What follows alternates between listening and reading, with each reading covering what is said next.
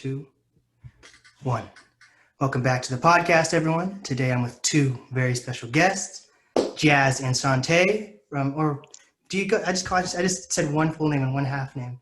I think it doesn't matter. Either way, yeah. I go by Jazz or Jasmine. I know Shantae prefers to go by Shantae. I prefer Shantae. Tae is like for my friends, so it's Yeah. weird that we decided to name the podcast Jazz and Tae. Because people randomly are like, oh, it's Tae, and I'm like, I don't know you. But yeah, there we go. You guys are part of a podcast called Jazz and Tae. I guess it makes more sense too because it rhymes better than Right. Shantae. That was mainly why, yeah. So you guys like record at 92.5 also, right? Or how'd you guys start to do all that? Yeah, so we really just got like lucky with that opportunity. Yeah. We did Splash Fest a year ago, and I just realized that I wasn't going to be able to edit all that audio by myself. So I reached out. It was a lot. It was so much, and I was just like, okay, I've really my belly was bigger than my eyes are bigger than my belly. And so we reached out to Pod Noun, and they helped us edit that audio. But from that relationship, we kind of formed a relationship with Hubbard Radio and one of the sales managers, and he reached out to us about doing a show for their alternative talk radio, which is actually 11:50 a.m. So it's an AM station radio. And we just kind of jumped on it because it gave us the opportunity to go weekly with our show. Yes. And to have like someone editing and recording for us, as well as like pushing out our podcast for us weekly. So then all of that work that we were doing, out of our bedroom, essentially, we didn't have to do that anymore. We had an entire team behind us. Saved us so much time with a lot of stuff. So yeah, I'm really thankful that we jumped on that. But it's in the same area and everything, it's funny walking through like the studio when we're there, because you can see all the different signs and stuff. Like there's another station called like The Bowl. And they have like a sign in there. It's just cool. And then it's funny too, because you can sometimes hear people talking in the hallways and you're like, oh, I know that voice. Or like, it's different seeing people. Yeah. But we haven't been in studio a lot since Corona. We've only been in once. Oh shit. Yeah. Cause like they got really strict for a while and then they just cut it down completely. They got very strict. They weren't having anybody in studio. And then as of lately, they've been allowing like a host or like people who have shows. And then occasionally they'll let a guest in if it's like one of those situations where it just kind of makes sense or it's easier to have the guest come in. But other than that, they're really trying to keep it kind of like this, virtual and at a house. Yeah. So when you guys have guests, is it usually just call in, or do you ever bring them to the station before the BC, I guess, before Corona? Yeah. Before Corona, we definitely like to have our guests come in. We were in there every day, every Thursday before Corona. So if we were in there, they were coming in there with us. But now that, AC after Corona, or during really, we are doing it just like this virtually through Zoom with all of our guests. I know I definitely prefer having the guests in studio. I prefer, the energy is different. The whole vibe is different. It creates kind of like a different show. So can't wait to get back to that. Yes, for sure. I had this like weird phobia up until the virus, honestly, where I didn't want to call people, like not even like the pizza delivery guy. Understood. I was like, I don't want to like say the wrong thing and be like, oh, wait, you probably have other people that are on the line too that you need to order pizza from or whatever. So then like it took me like a week or two to decide if I wanted to do like Zoom interviews. But if I hadn't, it would have been like 8 months in with no interviews at all. No, exactly. And this time actually was beneficial for us because we've been able to kind of actually get more guests on than before all of this stuff popped off in a odd way. Yeah. We've been like really relaxed too. It's like if you can't show up at our Thursday, at 7 to 8 a.m. Because that's when we're live. Yeah, that's when we record our show live. And if they can't do that, then we're like, well, are you free on a weekend? Because we can just hop on a Zoom call and record it and then push it out for that next Thursday. And then we have a pre-recorded show. So that's like your very first podcast, I think, episode I listened to, I don't know if it was like the first one you ever recorded or not, but like it was just you guys just like You guys are like explaining you guys are besties and all this stuff, and like how there's like different apartments that happened and this fell apart or whatever. But yep, definitely was probably our first one. So you guys it seemed like very much like a podcast then, and then now, because you're part of, you like record at the station, do you guys feel like you're more of a radio show that puts your radio show on to like streaming platforms, or do you think you're still kind of like a podcast? That's a good question. That's an interesting question. Yeah. I personally feel like we are more radio now. I mean, we can't even cuss anymore. Right. Like we can't really, we have to really hold our tongues and really topics that we're going to talk about. Surfable. Like we can't really delve into it or say the things that we would normally want to say if we were just in our room. So for that reason, I would say we are radio, but I personally like it as well because it's giving us a quality show that people can look forward to week after week. Like they know what they're going to get each week from us now. Whereas prior, it was like, you know, we do have a variety show and it could have been anything that we wanted to talk about at that time. And it was like maybe once a month, maybe if we were on top of it, maybe twice a month. So like the consistency factor wasn't there. And so I appreciate it for that.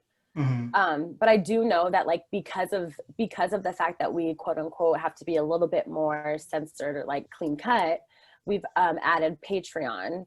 And so that's allowed us to kind of, we have like a segment or a section there called Pretty Naughty. And so it's kind of like us just like, we'll do like, I like to smoke and like drink. So like we might have like a little glass of wine or something, might partake in something like that. And then talk about more of like an adult conversation or topic. And we will be able to cuss and be a little bit more unfiltered. I would say it's a little more kind of like authentic to like us. So we've kind of done that to help give everybody still like a true taste of like us as a whole, even though we have that radio show aspect of things. I just did like a collab tribute, I think like 2 days ago, like right before this one, and the podcasters are getting like a decent amount of views, a couple of thousand, and from like my research from like specific artists that release their albums on Patreon or other podcasters that do Patreon, you could honestly make a living just if you had like 5,000 followers even, you know, like if you marketed the right way, and then like if you wanted to release an album or whatever, like, or like $2 for an episode, like you definitely make a living off that. Right. But these guys, they didn't really know how to go about on the Patreon side. So I was wondering if you guys can explain, if you guys already have a Patreon set up, the steps you took to feel comfortable setting up the Patreon, because I know that's kind of a hard thing. It seemed like, because podcasts are free at first, so it's kind of hard to convince your fans to be like, oh, do I really want to make these people pay for this? Am I like even that good enough yet? Or so what's the process behind that? I love that you said that, because that's literally exactly kind of like how we were when we were going about doing it. Like we weren't sure as far as like pricing point goes. We were like, we don't want to undervalue ourselves. We also don't want to like overvalue ourselves, versus kind of like where we are right now in the podcasting world and realm. But we just kind of wanted to like, we took the idea of like what we have for like our media kit and tried to kind of emulate that as far as what we're offering on Patreon. So like we don't generally, like with the podcast, you don't normally have video. So with Patreon, we record each episode and we'll put a video up from our episode on Patreon. And so that makes that now exclusive to Patreon. So no matter what, it's going to be the same audio, but as far as the video goes, like we're way better when you can see us anyways, as far as any show kind of goes. So it's kind of like an added like incentive to want to go and do that. And so that is something that is kind of, that we would offer like on the lower end of things, because it's still something that you can access. Like it's the same audio, no matter what, you're just getting the video aspect of that. So like, that's a good example there. So like our lowest tier, pretty much all of our tiers, that's one thing that all of them get. But then like we have other segments or other videos that we do. So we do reaction videos as well. And like only our higher 2 tiers are able to see that content. And then like for our Pretty Naughty, so it's like we just kind of decided, okay, well, we've got to give them something else that we're not already doing, which is I feel like generally what people do when they start to monetize, it's like, well, what are we not already doing that we can add and put video to and then charge for? And I think like our next step, which I want to like rewind a little bit. I feel like we are still very new to Patreon. Yes. So while we have one, we're like, we need all the tips and tricks that anybody out there has. As but well, right? The next thing I think for us on our Patreon is merchandise. So like we're really working hard to get merchandise so that we can add that to our tiers and our packaging as well. And like that can start to be something that we just send out to our patrons as they sign up. Like, hey, we've got masks, we've got t-shirts, and these are for our patrons only. And hopefully that will just also draw people to it as well. Yeah, for sure. I definitely get that. So how do you guys go about recording? Like, do you have like a film crew for when it comes to video, or is it just like Zoom right now, or how do you guys capture that? Zoom, baby. Zoom all the way. Corona really messed us up because we had all of these plans to have a film crew. We do have a video editor, and he was going to come into the studio with us and film us so that we had like different angles and stuff. And then in the actual like in Hubbard Radio, in their studios, they have cameras as well. So like if you want to pay for that, they can record you. So we were going to try and get like footage from that, footage from him, and then like cut angles. But now we're stuck with just Zoom. Like all we do is Zoom. And so that's really like for our full length episodes, that's all that we have. But for our Patreon content, we use our camera phones. And it's mainly just because ease of use. Like we don't really want to ask our friends to come into our homes and like film us for, you know, the sake, like we can do it on our own. We're pretty self-sufficient. We have 2 different like tripods and like ring lights and things so that we can like set up at least 2 different like angles and levels and we've got one that's like super tall and then one that's a tabletop. So you know, just try to make it work the best we can. We also have a third roommate, which I think is kind of like a cheat code, because we will sometimes like ask her to like do things, you know, I'm not asking her, it's just kind of like she'll do it anyways. But just like, hey, we might need a third person here, can you step in? And so yeah, that's always helpful, but no official crew yet. Yeah, it's pretty interesting though, because like every audience is different. Like for like if you're looking for like a younger audience, you want to do video. If you're looking for an older audience, you just want audio. So it's important to do a happy medium and just do both. Exactly. So yeah, that Patreon idea for video is pretty smart. Yeah, just think of it's definitely about exclusivity. It's like, you know, what are you already getting versus what can I give you that you'd be willing to quote unquote pay for. That's a really good way to just kind of start from for there. Sure. So I go through the station too, to a certain extent. I'm all about like making sure I own everything and make sure nothing's like touched by in any way, because I have like a certain way I like to edit things. So when you guys go through the station, does that mean that they kind of own your podcast and then they just put it out for you, or how does that all work when you work with the station? They don't own anything. However, they do all the editing and they push it out for us, but we give instructions ahead of time. So like anything that we want added, like audio wise, like if you listen, sometimes you'll hear like clips of music, that's all been pre-planned. Like we let our board engineer know ahead of time, hey, we might want this clip, we want some game show music, hey, we're doing news update, so we want breaking news sounds here. And then like he'll know, you know, he knows a lot about like FCC guidelines and all of that, and then just like using sounds as well.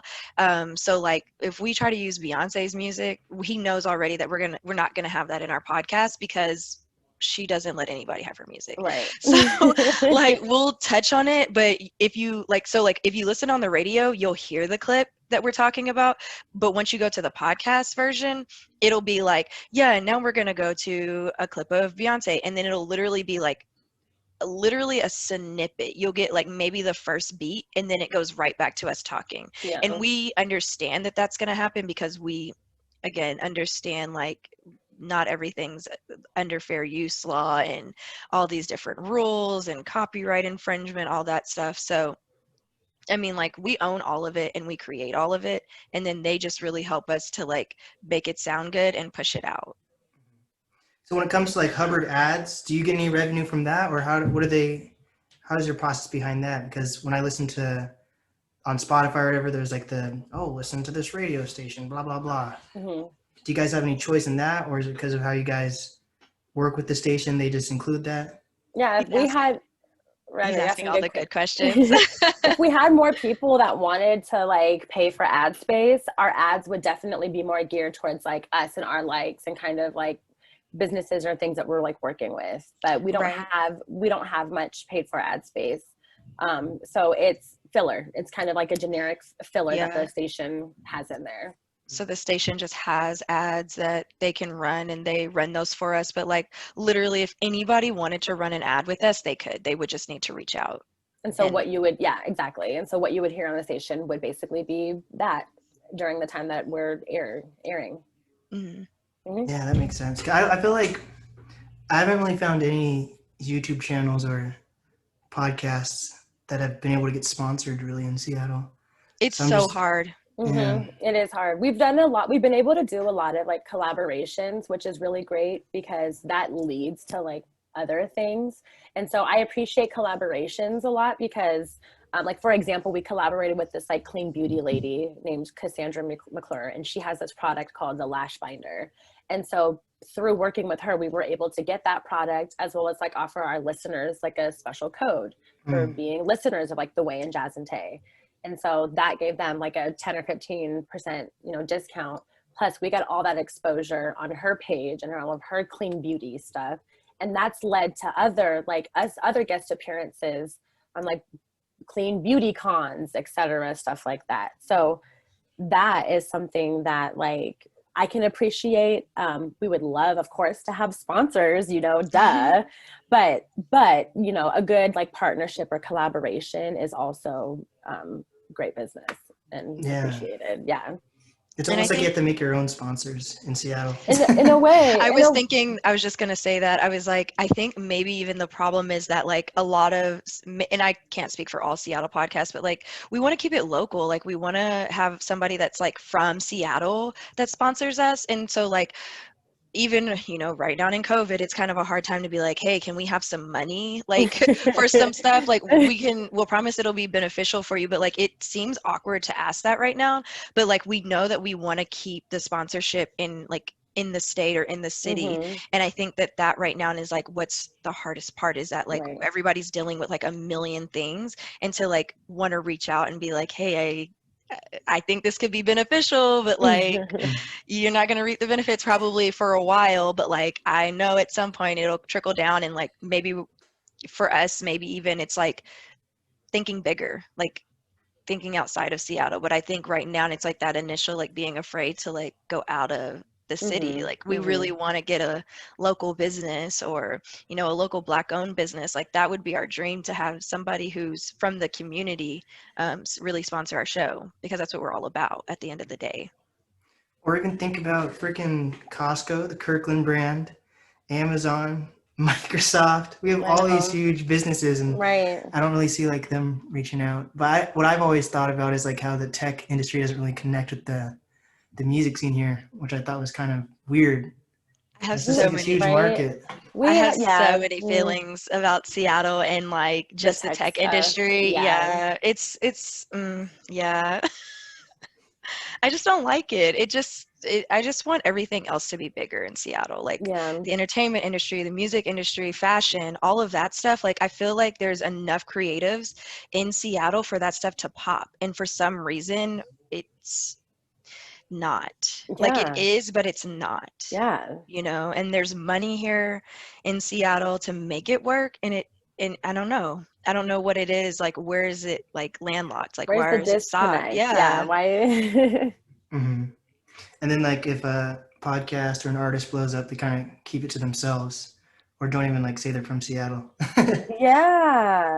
Or for example, like I don't know how to explain it, but like with Lil Mosey or Lil Mozzie, I don't know, whatever it is. He's not even from Seattle, but he claims he's from Seattle, that kind of thing. It's like they'll use it if it's like beneficial to them, or else who's going to know Mount Lake Terrace if you say that? I'm from Mount Lake Terrace.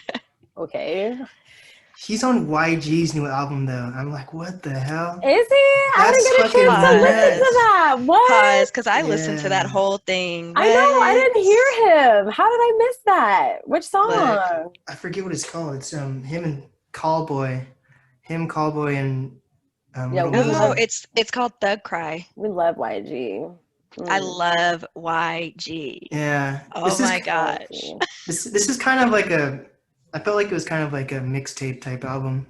I feel Yeah. like these are just some not throwaway songs that no one wants to listen to, but it kind of was just like, oh, here's some music because there's been a fucking virus. No, I mean, and I that's feel good. It's like probably a good time to put out that kind of music, because he can't.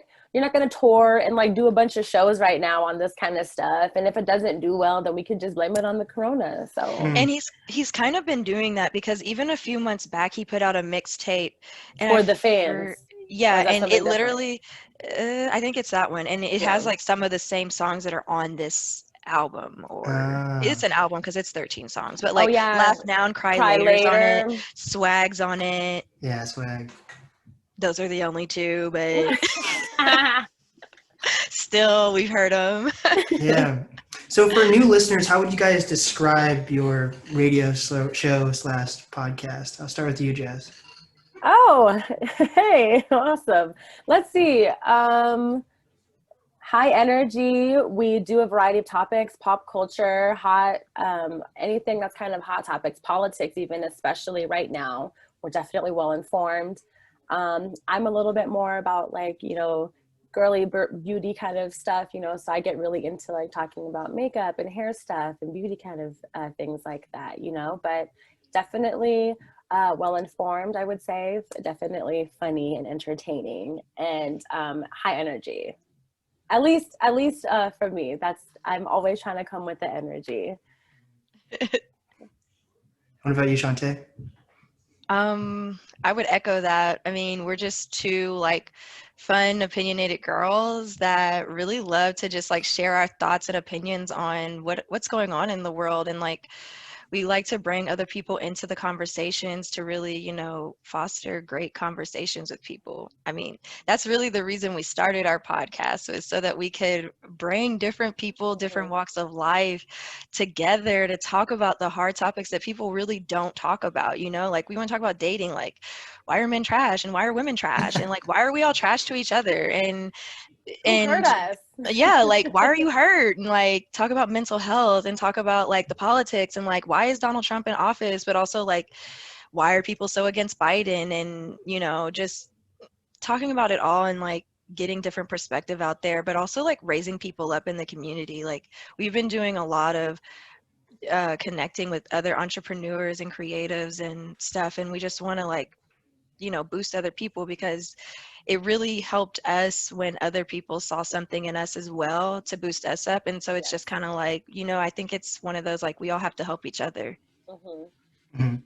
So how would you guys describe your audience? Do you think it's more female-based, male-based? And if it's more one-sided, do you have goals on trying to make it more even, 50-50 even, which is almost impossible for any podcast? Right. But what do you guys see when you look at your statistics and just people that call in and stuff like that? Definitely more female. Yeah. So like for the radio demographics, it is mostly radio. It's like 83% female. And then like, but what I think is interesting about that is that while the radio show is like 83% female, whenever we do big pushes on like Instagram and stuff, it's like mostly male. You know why? They're creeps. I mean, I wasn't going to say it,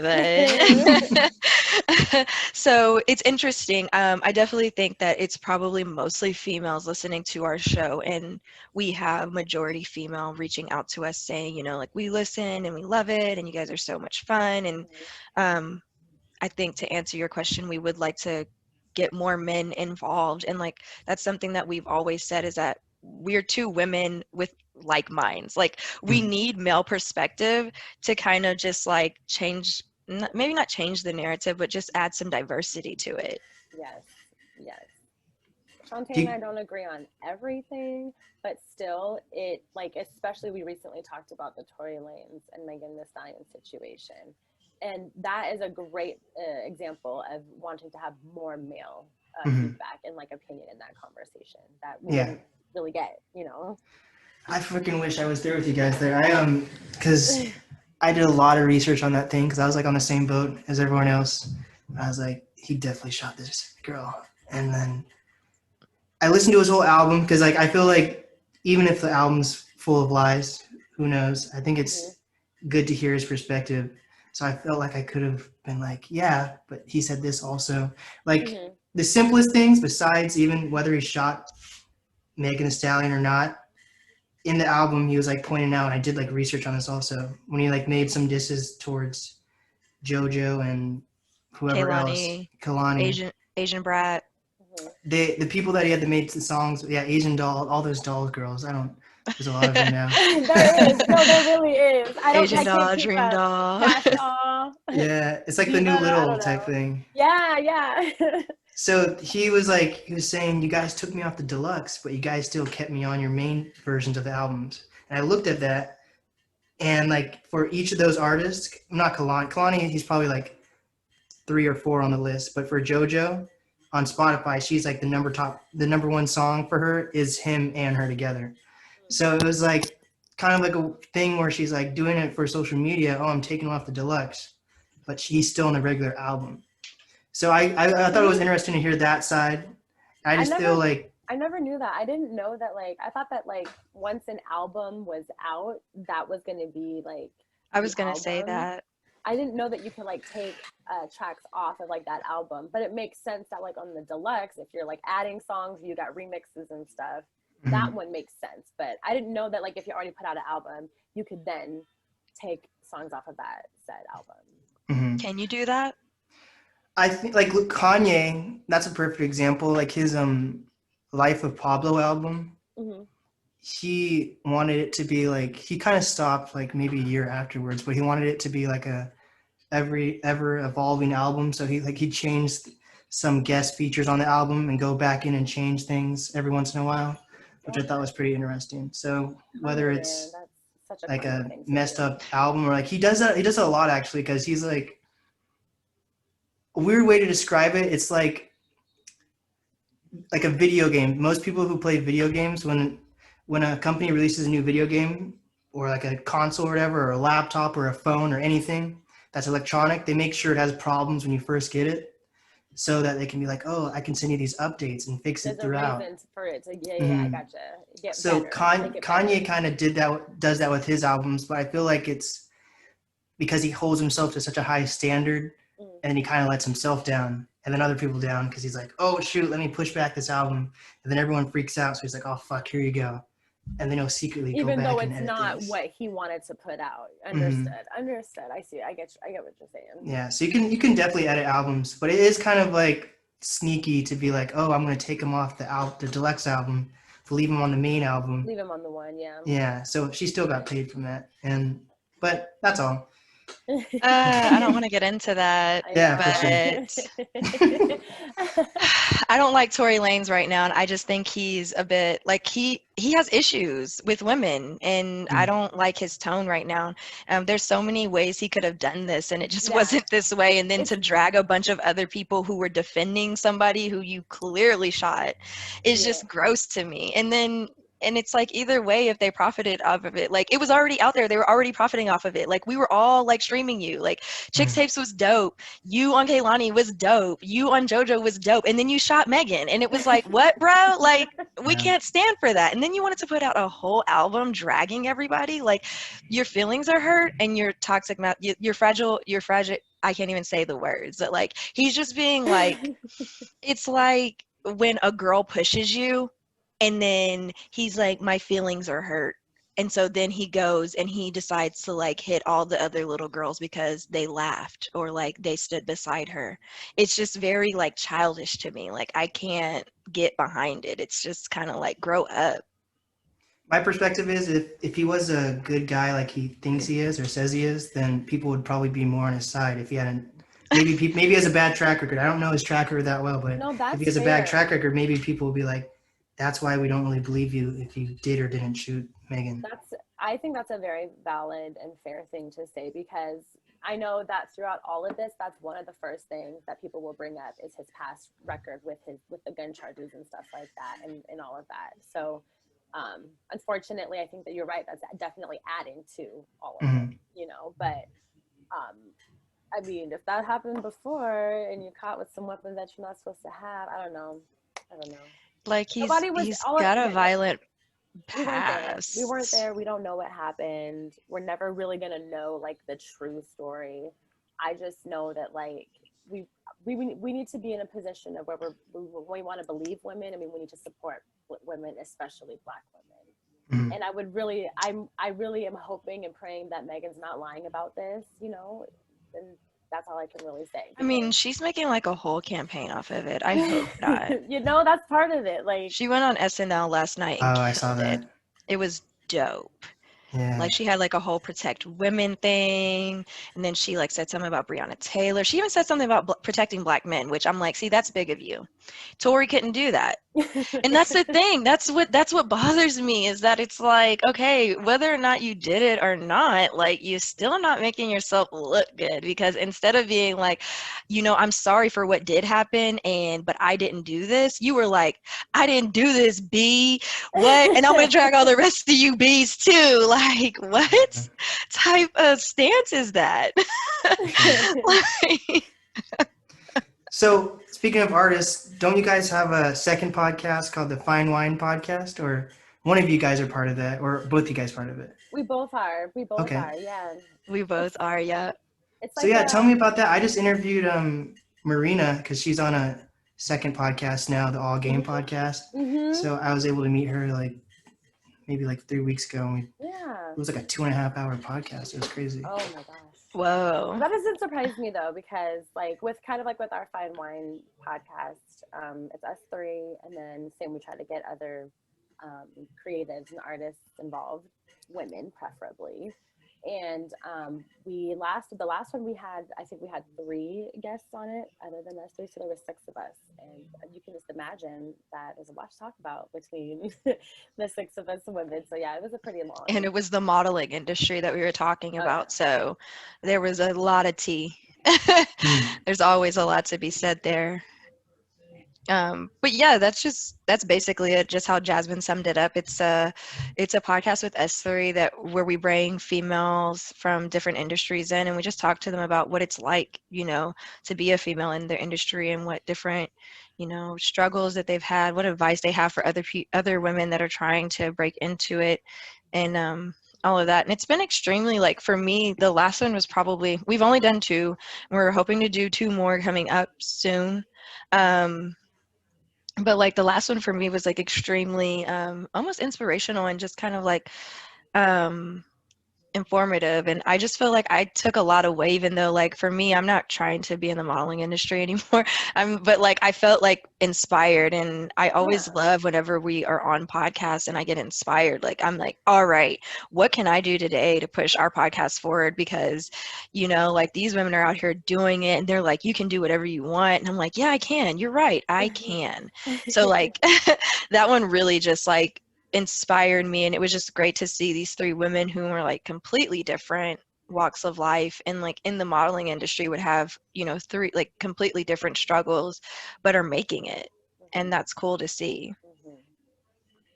So when it comes to your this podcast, what do you guys take away from this to add to the Fine Wine Podcast? I'll start with you, Jazz. Let's see. I would say definitely my same kind of like energy or enthusiasm.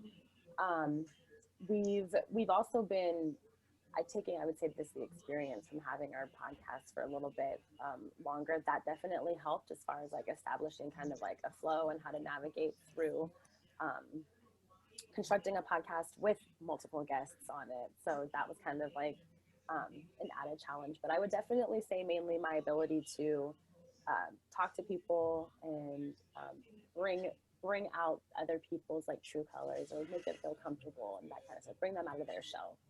For sure. Yeah. What about you, Shantae? I'm IT. I'm the man doing the tech.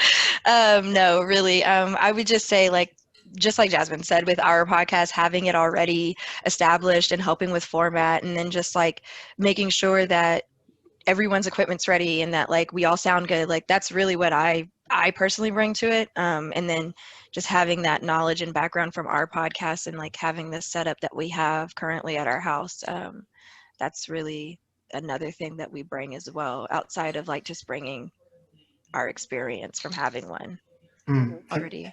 Have you guys found a lot of podcasts in Seattle? Because I've been like I haven't found that many, especially ones that are hosted by women. Have you guys been able to connect with a lot of podcasts? Or off the top of my head, I know of 2 that are hosted Black by in the women. City, and then there's Glow Up Cast. Yep, those are the 2. Hmm. So, There's a few more. but those are the 2 that I immediately know There's of. the He Said podcast. Is that female? That's 2 men. 2 men. Ray and Jay, I think their names are. There's another one that's like a really big one in Seattle, and I can't remember the name right now. It's like the Big Podcast or something like that. I don't know. Don't get me lying.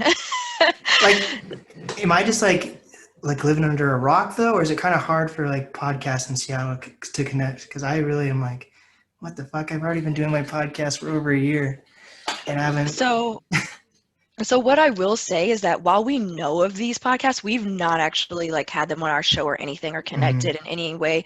And like, I would say that that's kind of a goal of personally mine.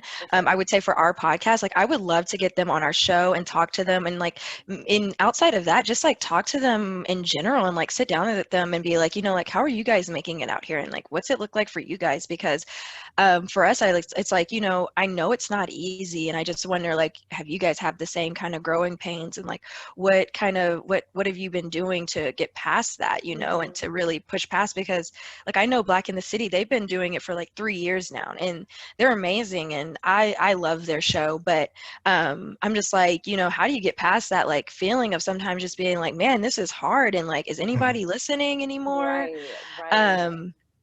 To go for 3 years, but I would say that like one thing that I do a lot on our Instagram is I try to like search.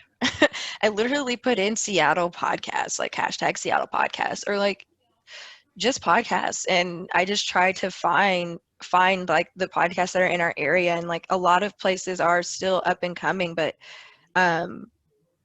yeah, there's a lot of them out there. And I know like when we first started, there was this, I don't know if they were podcasts or if they were just like a forum. It was 206, guys, this is terrible. I'm like bringing up stuff I can't remember the names. Not 206 Connect. It was like I know. 206 something, and they made like a list though of Seattle podcasts. So like, and I actually reached out to them to get us placed on it as well. And so like, there's like, I want to say like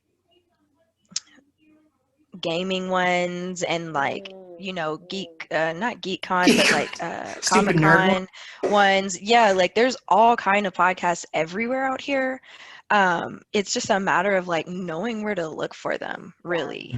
You know what's funny? The gaming and like the Comic-Con one kind of makes sense, because I feel like gaming culture out here is so big, and it makes sense because of like our quote unquote weather situation or scenario. And like, you get a lot of people who spend a lot of time indoors, and what are you going to do indoors?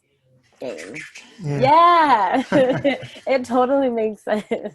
Damn. And people are into that. Like there's a market for that. Like you even can make little kids. Lots of money. Like my little brother, he's into watching like Minecraft gaming videos, and I'm like, that's a whole thing. Yeah. Twitch is like a thing. Yeah. A lot of people have Twitches where they just game and people watch that. Like, just watch it. That's so weird to me though, but I guess it's just like podcasting in a way. I will say this. I definitely used to watch my ex play Call of Duty sometimes, because it would kind of sometimes just be like a show to watch, like especially when we're on missions. I could see that. I could see what people might want to. Or you want to throw their Xbox away. Right. I was gonna say, or I was just being a really good girlfriend, whatever. Yeah. There you go. So when it comes to female artists, have you guys been able to find a lot in Seattle? Because that's another thing that like I'm trying to work on. I feel like it's harder because it's what I've heard from like female artists. It's a very like male dominated industry. Even if you can call the Seattle music scene an industry yet, because everyone's still up and coming. But like, I got 4 or 5 I could think of right now off the top of my head. Oh, girl. Scarlet Park, Paris Alexa, Paris Alexa. Cash. Mariah Belgrade, Tiger Lily. Tiger Lily's a good one. That's a good one. Tiger Lily, I feel like, is on the verge of like coming up. Like, yeah. Yeah, I have to reach out to these people. Like Paris Alexa's like almost impossible now. She's always busy and she's fucking No, I would definitely we'll definitely like try to connect you with them, because like we still have a pretty good relationship with a lot of these girls, and we met them through that Summer Splash Fest event that Shantae brought up earlier. Like, what is that? I've never even heard of that event. Yo, it was honestly, we didn't get to have it this year. We didn't get to have it this year. But it was essentially like a music festival. Do you know where LTD Lounge is in like the Fremont area? Like I know where Fremont is, yeah. But so basically it was like a super small scale bumper shoot. But you had a whole bunch of local artists. They had different stages, different times that they were on to perform and stuff. And it was like an all-day event, beach themed, hence the whole Splash Fest thing. And we were there to just kind of do artist interviews. We were there doing live like artist interviews while everything was going on. And so it was through that event that we met so many of like the local artists that we know now. And that we had like these, so like literally almost everybody that I named, other than I would say Tiger Lily and Paris Alexa, we met through this event and are still, like friends with now. We've gone to like Scarlett Park. We went to a music video premiere for her. Like that was really dope. Mariah Belgrade, we interviewed her at Summer Splash Fest, and she's dope. She got this following on that app called Smule. Do you know that Smule app? It's this singing app. And she has like a really big following on there singing. She got to sing with like Joe Jonas or like Shawn Mendes or something. Oh, I think I've seen it. I've seen the commercial, that ad, I think, for this. Yeah. And so and so here she is now. Like she moved out to Seattle. She's got this following. She's making music. It's just crazy. It's cool, like these connections that we have. But definitely, like, we'll try to shoot you some of their information. Charlie Cash, did I say that? She's another one. You said Charlie. Okay, sorry. I'm like, no, it's okay. That's our girl. Tezza Talks. Tezza Talks. Oh, I know. Tezza. That's another great one. She's another great one. Yeah, there's so many talented people. I just feel like it's like people aren't sharing these artists with each other, It's like... That's how I feel. Okay, so you say people don't want to like share or just kind of like want to keep it to themselves. Like it's weird. It's kind of like that culture out here. I feel that it's like, yeah, I want you to like see what I'm doing and be proud of me, but like I have this mentality like everybody eats, but I don't feel like everybody has that same mentality. It's like we all have that same kind of goal, and if we have similar likes and interests, why not help lift each other up or like help lift each other there? Like, if you've got something good and that this might be something that we could benefit from as well, and you trust that we're going to handle it appropriately or properly, professionally, why not try to help us all out? Like, there is enough room at the table for everyone to eat. Yeah. And that I feel like is truly part of why we have this, like, everybody here is on the verge of like something, and the scene hasn't really like burst, because nobody's really actually trying to help each other. I really believe that nobody genuinely actually wants to like help one another succeed out here. Are you guys both originally from Seattle, or have you guys like I am. I'm a true born and raised Seattleite all day. My blood runs blue. Go Hawks, 4-0. Shantae. I'm hopping off the call now. No, I'm joking. Right? I'm not born and raised. I moved to Washington when I was 16 or 17 years old. And I've lived in Seattle for maybe 5 years now. Oh, wow. But I've lived in Washington for 12 years. So I guess you can call me a Washingtonian now at this point. That's awesome.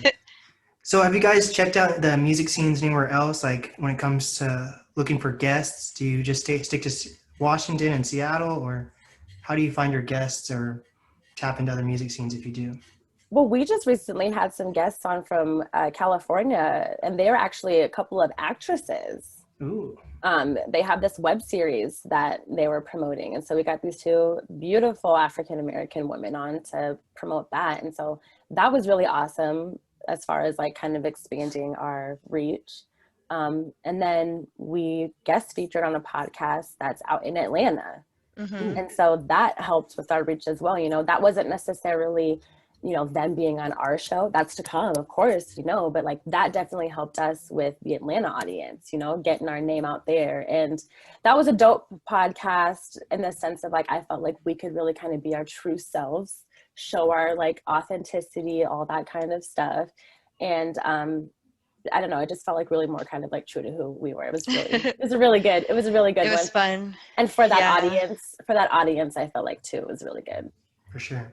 So how do you guys go about promoting yourselves? I'll start with Shantae or Jazz, whoever wants to go first, actually. The social medias, the internet, Instagram is the main place that we promote ourselves, and then Facebook and Twitter.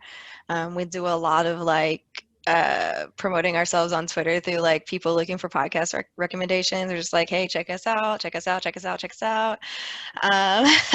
Yeah, really, that I would say that's it.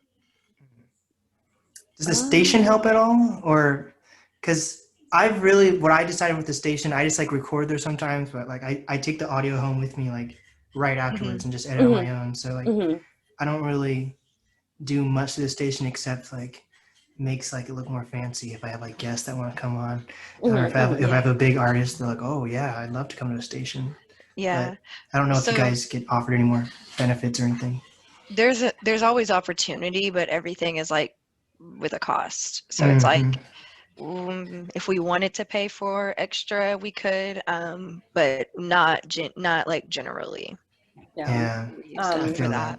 A perk though is that we've been able to connect with another show on the radio, and it's giving us opportunity to guest feature on a different like radio show on the station.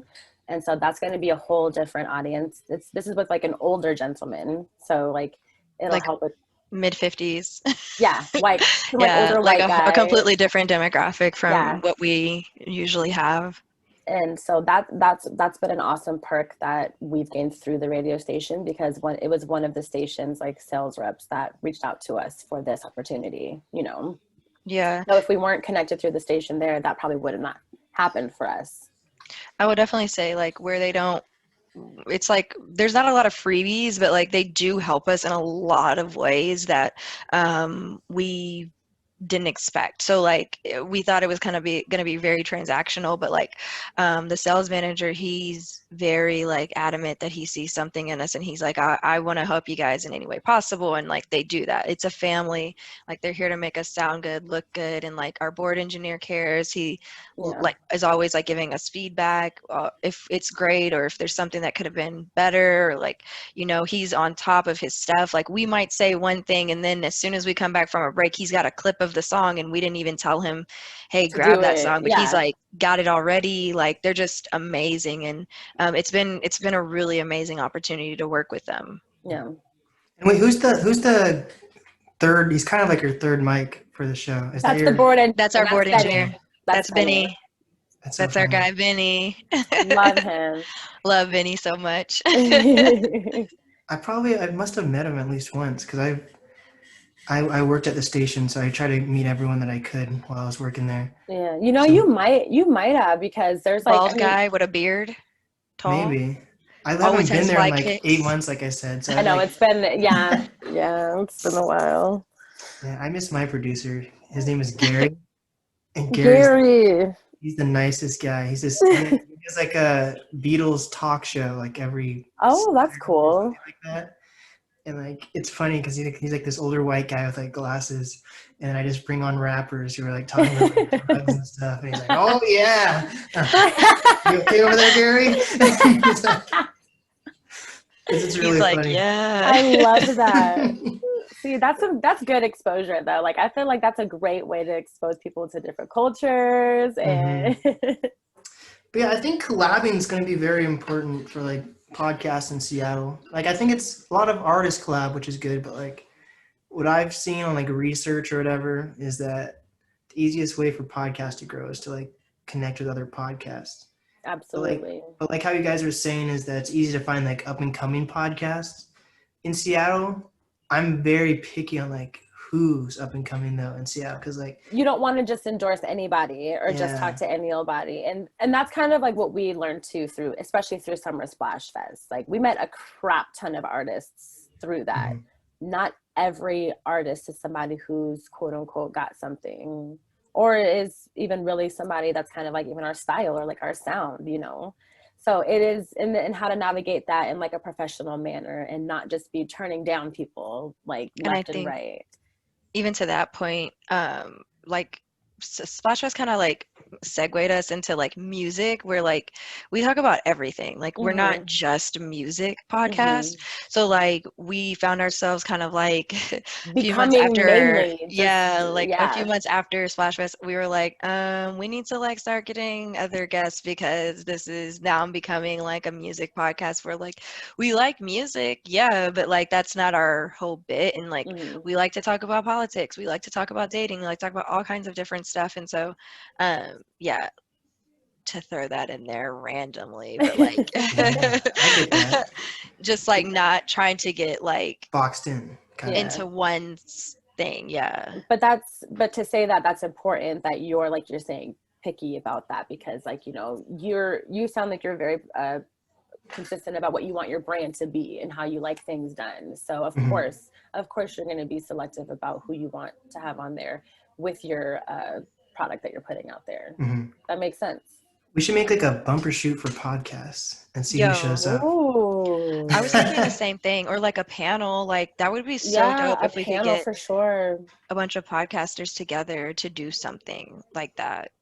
It's just too bad there's this freaking virus. We'll see how it goes. Ruining everything. Right. So like how's the coronavirus affected your guys' lives, if it has? I'll start with you, Jasmine.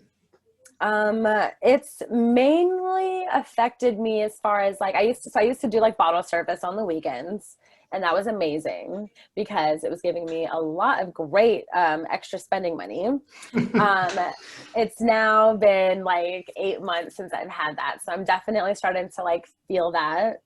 And then my job itself, as far as like my 9 to 5 goes, thank God I still have a job, you know, so I can't complain as far as that. But my roles changed a lot because our company's changed. It's related to like the restaurant business and hospitality. So we've had to make all kinds of like adjustments and changes, and my role is just not what it was. And I'm just kind of hanging on there because it's like, how much longer is this going to go on until things are going to get back to normal? And I just, it's changed, you know, it's not the same as what it was. So those have been my two biggest, I feel like, differences. Other than I had to cancel like 4 or 5 trips, and at least 2 or 3 of them were international. And it was going to be my first year leaving the country, but we won't talk about that. Yeah, definitely threw a wrench in a lot of things. Plans. So what about you, Shantae? My life's not changed much at all. I've been fortunate enough my job already had remote capabilities before COVID. So we just pivoted to all remote. And so now I'm like able to work from wherever I want. Honestly, I'm in Atlanta right now. And nothing has changed. If anything, COVID has made the workload more, like tenfold. And it's like, I don't know how to explain it. It's like a good thing and a bad thing, because it's like you kind of want it to slow down, but also it's like if we slow down, then people are going to start losing their jobs. So I'm thankful for it, and I'm thankful that I've not had to, you know, deal with like what a lot of other people have dealt with. But I'm feeling that burnout that they talk about because I spend all day just working, and it feels like there's no difference between Monday and Sunday. Like it felt like it's just one continuous day, to be honest. I'm so glad that you said that, because it's like there's no real excuse or like reason to like take a day off or like to use your paid time off, because it's like, well, what am I going to do? I'm not really going on vacation. but I totally agree on that burnout aspect of like, I need at least like, I need a break, even if I'm not going anywhere. It's just the work. I need some kind of break, you know. And in any other capacity, you could take a day off here or there. and not feel guilty about it. Complete sidebar conversation advice to you, Jasmine. If you have paid time, if you have PTO accrued, you should take time off. Use it, right? I mean, like, you're not going to get it back. It's probably going to, re-up at the end of the year. You'll be at 0 in January. No, it re-up on my anniversary last week. So I've got 2 weeks already. Look at that. You should take some time off because one, like, just like it's almost winter. You could go like a ski trip for 2 weeks. There's no like end in sight. There's no end in sight of this. You don't know when it's going to be back to normal. It doesn't even matter. You need that time to reset your mind. Like, literally, we're not made to live like this. So take the time. I'm taking Friday off. I'm taking next Wednesday off. I told them, I was like, I need a day or two, and I might even take Thursday off. Like, I'm so tired of looking at a computer, y'all. Yeah, it like kills your eyes and gives you headaches. For me, at least, like when I edit and stuff and all that. Yeah, it gives you headaches. It's bad for your eyes. Like, all this screen time is not good for us. Like the sitting for all these hours. Right. Like, there's just a lot of things that go into it, and you don't realize it until you're forced to have to do this 24/7, 365. Yeah. Can't even. But not to complain, because it's like, thank God I still have my job, and I could just get a standing desk and get some glasses that work on the glare, but like at the same time. Yeah, you're right. Well, what is some advice that you guys have for up and coming artists, creators, influencers, podcasters? Start with you, Shantae. Get out there and vote. Yes. Yes. Go vote. No, real talk. I would say for anybody up and coming is really not be afraid to put yourself out there in new spaces and to make new connections.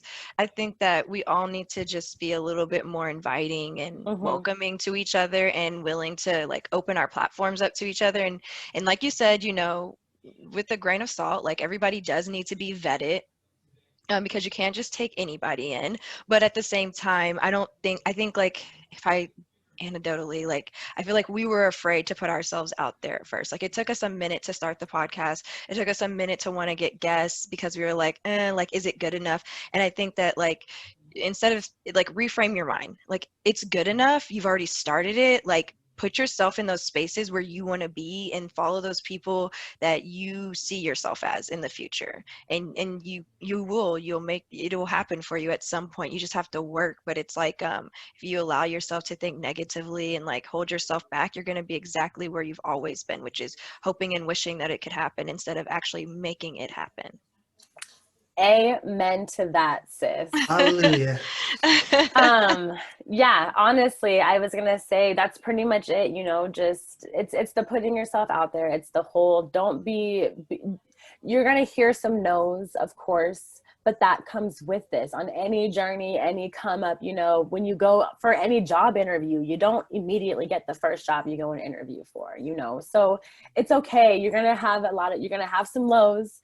But just know that the highs are always going to be worth it above all of the lows. So just suck it up, get your ass out there, and just do it. And honestly, I would say consistency is key as well. Like, whatever it is that you are doing, I don't know what it looks like for like artists out as far as like painting and like music goes, but just dedicate time to your art and your craft and make that a consistent thing, because your fans, and if you want to be taken seriously about it, you're going to want to make sure that you're producing that content. For sure. So where can fans and listeners find your radio show? Like, what time, what station, what day? We are live every Thursday, 7 to 8 a.m. on local Seattle AM radio station. That's 1150 KKNW. If you visit their website, we're also hosted on there. So you can find links to the Way in Jazz and Tae through the KKNW's website. We're also on pretty much any streaming platform. So Apple Podcasts, Spotify, Google, does Amazon have podcasts? Yeah, iHeartRadio, SoundCloud. If you search The Way with Jazz and Tae, you will find us. Literally Google. For sure. Yeah, and then as far as like our social media goes, we are The Way Jazz and Tae on Instagram, and we are The Way with Jazz and Tae on Facebook, and The Way JT on Twitter. Did I get everything, Tae? Yep. Yeah. Cool. So I end the podcast by saying it's the NAST podcast. You each say your name, and then together you'll say the name of your podcast. So I'll start with Shantae. This is the NAST podcast with Shantae, Jasmine, and you guys are The Way with Jazz and Tae.